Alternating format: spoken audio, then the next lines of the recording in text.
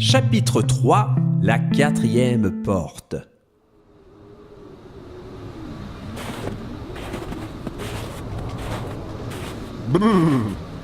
L'arrivée dans le pays de l'hiver fut des plus rudes. Le vent était glacé et des flocons cinglaient le aume du chevalier qui avançait vaillamment en laissant derrière lui de profondes empreintes dans la neige.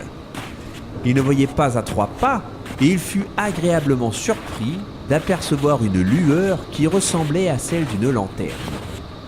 Il alla dans cette direction et ne tarda pas à se retrouver devant une maison magnifique, toute de bois construite et dont une odeur succulente se dégageait.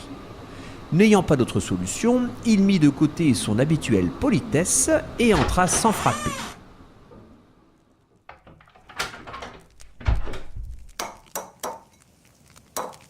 Une voix étonnamment familière l'accueillit.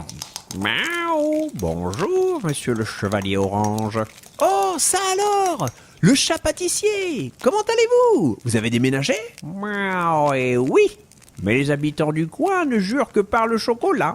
Alors je suis devenu un chocolatier. » Le chevalier était ravi de retrouver son ami le chat, et tous deux bavardèrent le temps que la météo se calme. « Vous faites bien de visiter ce royaume-ci, mais la nuit tombe très tôt ici, miaou. Vous devriez rester pour la nuit. » Le chevalier jugea plus sage d'écouter les conseils du chocolatier, et il put s'endormir ce soir-là dans un lit douillet à souhait, en regardant par la fenêtre la neige qui tombait à présent de façon plus douce.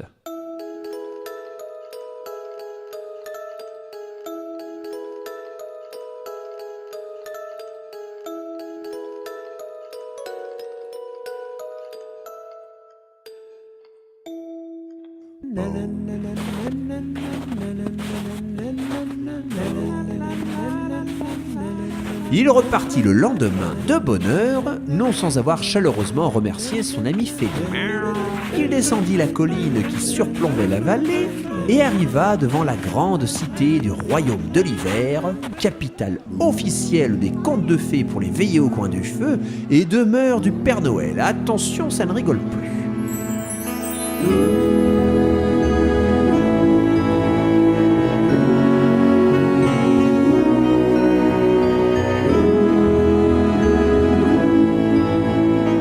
Le village était un cercle constitué de chalets en bois, tous plus ravissants les uns que les autres, et au centre s'étalait une placinoire. Une placinoire, c'est une grande place sur laquelle les gens font du patin à glace. Ce mot n'existe pas en vrai, mais ça fait joli dans les histoires. Planté au beau milieu de la placinoire, un immense et majestueux sapin faisait office de maisonnette pour une famille d'écureuils des neiges. De longues galeries en parcouraient le tronc qui avait été sculpté et orné de multiples fenêtres et portes. Les petits rongeurs avaient leur chambre dans de grosses boules de Noël de cristal qui pendaient çà et là.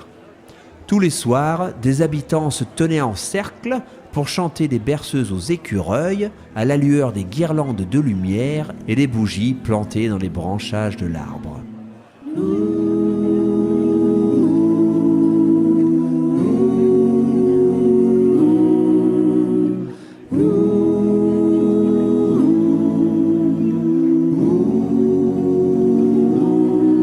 Le chevalier orange en avait le tournis tant tout était beau, et il lui fallut demander son chemin pour s'y retrouver. Les maisons se divisaient en 4 quartiers qu'un passant lui présenta. « Eh bien, vous avez le quartier du ventre gourmand, celui des pulls, celui des petits cadeaux, et enfin celui des gros cadeaux. Mais prenez le temps de visiter le palais de Barbe Blanche. »« Barbe Blanche ? Vous voulez dire le Père Noël ? » ?»« Oh là, vous êtes un touriste, vous. Ici, c'est tous les jours l'ambiance que vous avez pour Noël. Alors chez nous, c'est Barbe Blanche, vous comprenez. Enfin, c'était. Le pauvre bougre a disparu il y a quelques jours. »« Quoi ? Mais et qui s'occupera de Noël cette année ? » ?»« Oh bah, il y a bien les lutins, mais ce ne sera pas pareil, c'est sûr. » Où qu'il se trouve, l'aventure semblait talonner le chevalier orange. Il brandit son épée et jura de retrouver le vieil homme. L'habitant du coin lui conseilla de s'adresser à un détective assez doué qui officiait dans la ville. On ne savait hélas jamais dans quelle partie de la cité il se trouvait. Notre héros commença donc sa visite par le quartier des Pulls.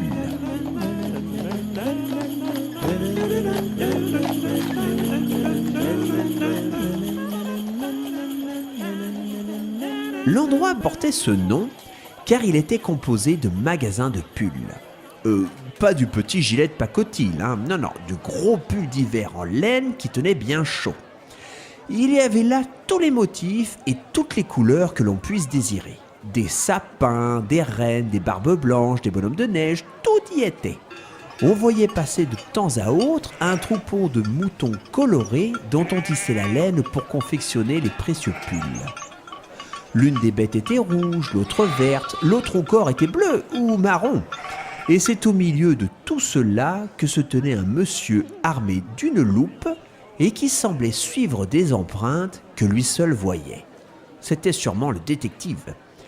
Le chevalier orange l'interpella. « Hola, mon ami! Seriez-vous le fameux détective du royaume de l'hiver ? On m'a conseillé de m'adresser à vous pour retrouver le Père Noël. » Oh, le touriste, l'autre. Vous voulez parler de Barbe Blanche. Figurez-vous que je suis déjà sur ses traces. Votre aide sera franchement la bienvenue, jeune homme. D'après les premiers indices, je pense que l'on devrait commencer notre enquête par le palais de Barbe Blanche. Prenons un train pour nous y rendre. L'un des moyens de locomotion dans le pays de l'hiver était le train. Mais pas le train dans lequel on entre. Non. Il était ici question de trains miniatures suivis de wagons miniatures que l'on chevauchait. Le chevalier voyait un train pour la première fois de sa vie, et ben oui, il n'y a pas de train à l'époque des chevaliers, et il était émerveillé par la beauté de la machine, charmant assemblage de tôles rouges, vertes et noires et de pièces cuivrées. L'équipe d'enquêteurs se mit en route et arriva au palais de Barbe Blanche. On aurait dit un château, tout blanc. Et l'intérieur était des plus charmants. Des fontaines de chocolat fumant bordaient les entrées et un sapin lumineux décorait le fond de la salle principale, non loin d'une cheminée en marbre qui illuminait d'une lueur chaleureuse une table gigantesque qui aurait pu accueillir une cinquantaine de convives. Au-dessus de la cheminée, un écu portait les armoiries de Barbe Blanche, un cadeau et un sucre d'orge. Le détective qui s'était absenté un instant revint en clamant. Les témoins ont vu Barbe Blanche dirigée vers le quartier du ventre gourmand. Prenons un train et en route. Le quartier du ventre gourmand était réservé aux délices de Noël. Les rues étaient bordées de barrières de pain d'épices et les réverbères étaient en sucre d'orge. Chaque boutique proposait du chocolat, des fruits confits, des noix et des noisettes masquées en pâte d'amande. Au loin se tenait une scierie à bûches de Noël. On y accédait en traversant une petite forêt de sapins roulés chocolat que l'on débitait en pâtisserie. Une fois arrivé, le détective descendit du train et se dirigea vers un marchand ambulant de sablés à la cannelle. Il l'interrogea. Bonjour, dites-moi, je sais que Barbe Blanche raffole de vos petits biscuits. L'auriez-vous vu récemment ? Ah mais oui, il est passé ici il y a quelques jours. Il m'a dit qu'il devait faire une grosse livraison de cadeaux d'ici peu de temps. Fort bien, je vous remercie. Il se tourna vers le chevalier orange. Tout porte à croire que notre route doive continuer jusqu'au quartier des petits et des gros cadeaux.